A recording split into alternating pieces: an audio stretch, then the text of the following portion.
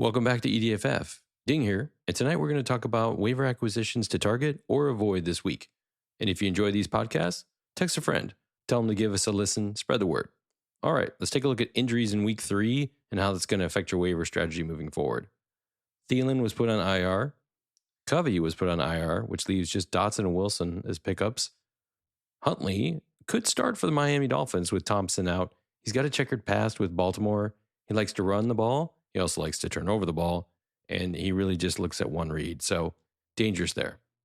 Kareem Hunt, he's been activated to the day roster, so now it's a 3-headed monster in KC at running back.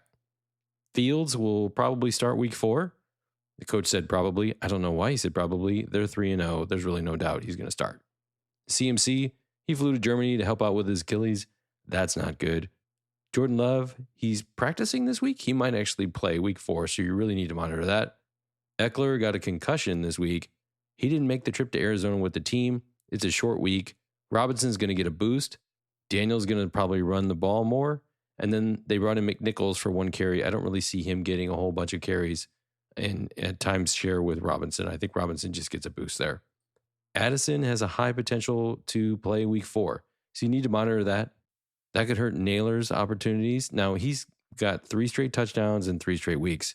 So that's a bummer because he's a good player, but Addison is a much better player if he's healthy. Mixon, still don't have any updates on him yet. Right now, that still makes Akers the starting running back. And then Warren at Pittsburgh, he's looking for an MRI. There's no update yet there, but that'll probably boost Najee a little bit. But Cordero Patterson is going to get a lot more love. So something to keep in mind. And he's available on the waiver wire if you're looking for someone who might get you 10 carries. Okay, remember, there's a lot going on during the week. If you don't have time to monitor all these guys, that's what I do. So follow me on X, and I'll give you updates as soon as I can. Now let's take a look at some key waiver wire ads you should be targeting or avoiding this week. Now remember, I only look at the ones that are less than 50% rostered. If it's more than 50% in a 12-team league, they're probably not there. So waivers this week are especially important because bye week 5 is coming up. So it'd be great to pick up somebody that can replace somebody this week and will also be available next week and is not on the bye. And I'll highlight those as we go through them. All right, we'll start off in the quarterback position. Andy Dalton. Now I know he's only 5% rostered. Obviously, huge game. What is he doing this week? He's going back home to Cincinnati. Total revenge game. You want to grab him if you can. Justin Fields, he's probably going to start. I don't think Russell Wilson's coming in. Only 17% rostered. He's away at the Colts, who are hurting on defense. They took a bunch of injuries this week. It's going to be a pretty good day for Fields. And then Huntley, I don't recommend picking him up. He's kind of a Jekyll and Hyde player. He doesn't really know enough of the playbook right now. I think this is just too much risk here. I would avoid him. But if you're desperate, he could start, but monitor. Right now, we're not sure. At the running back position, Cordero Patterson. Now he's 1% owned. He's at the Colts. Again, the Colts D is hurting. And if Warren doesn't play, I think he gets 10 touches. It's not great, but if you need it, there it is.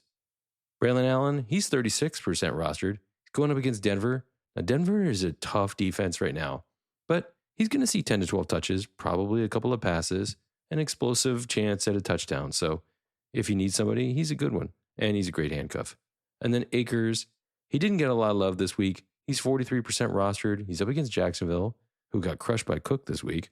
So if Mixon's out and Pierce is out, he's good for about 12 to 14 touches, and he could get a touchdown.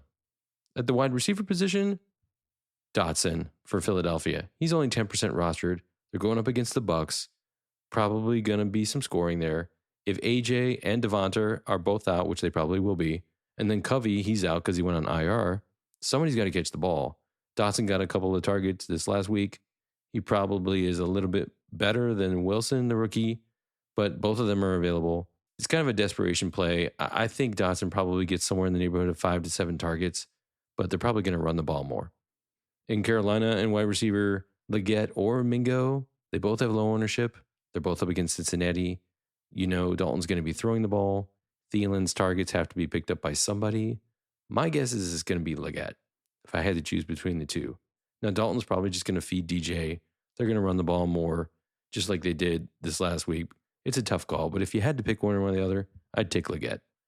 Naylor, He's only 11% rostered. If Addison comes back, this is a tough one. He was only getting 4 targets a game. Now he was getting a touchdown a game, which is awesome.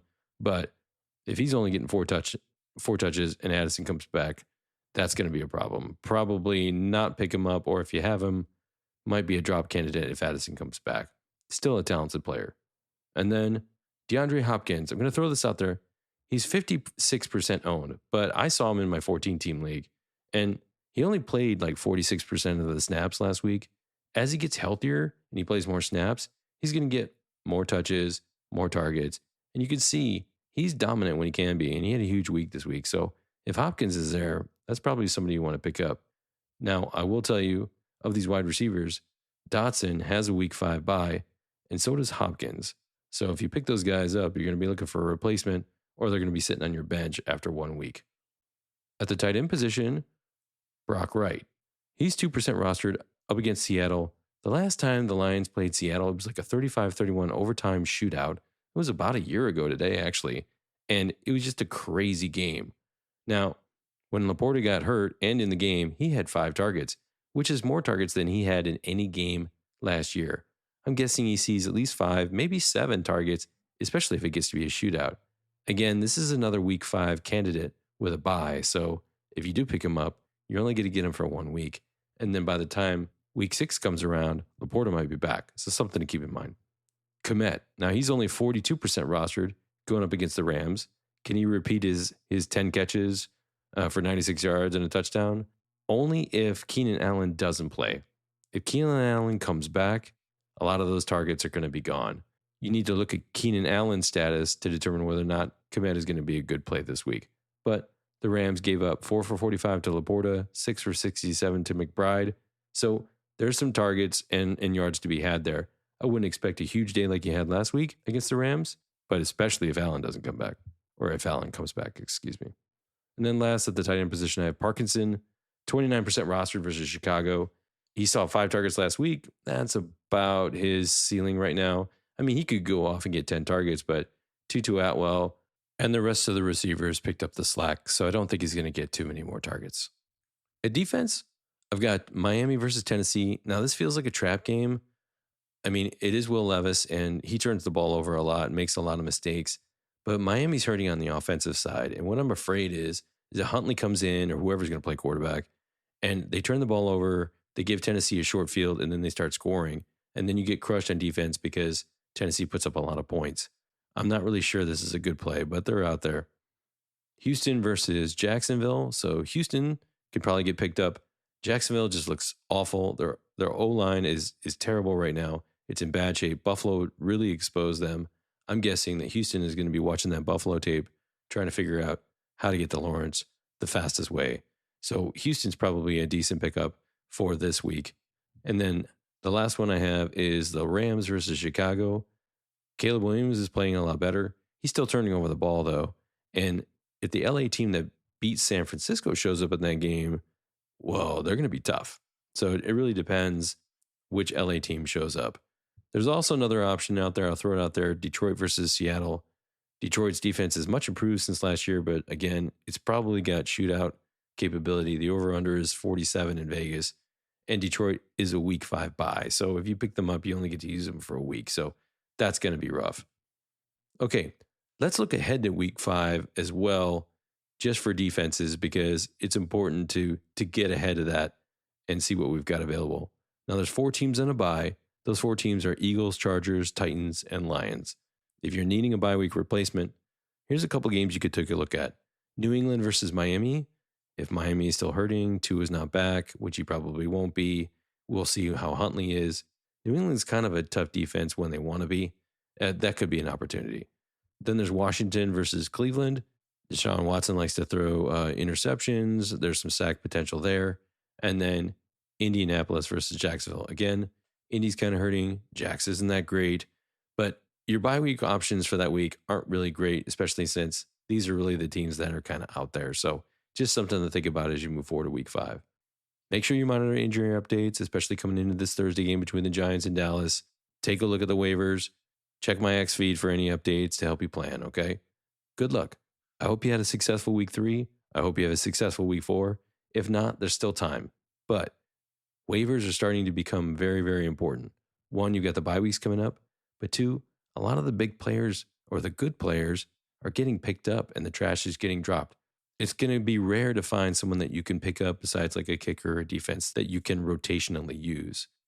It's very important to make these waivers count, at least in week 3, week 4, and week 5.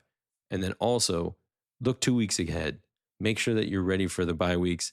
Take a look at your rosters now. See if you have any problems. See if you have multiple guys on a bye week and see if you can fix that now through the waiver system 1 week at a time so that you're not panicking and trying to grab 3 guys for 1 week.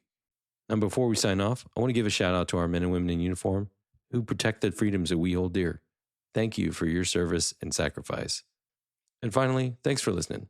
If you enjoyed this episode, be sure to subscribe and follow us on X, YouTube, Apple, Spotify, or wherever you get your podcasts so you can stay up to date on our latest content. And until then, remember, established dominance isn't just a catchphrase. It's a commitment. Are you ready?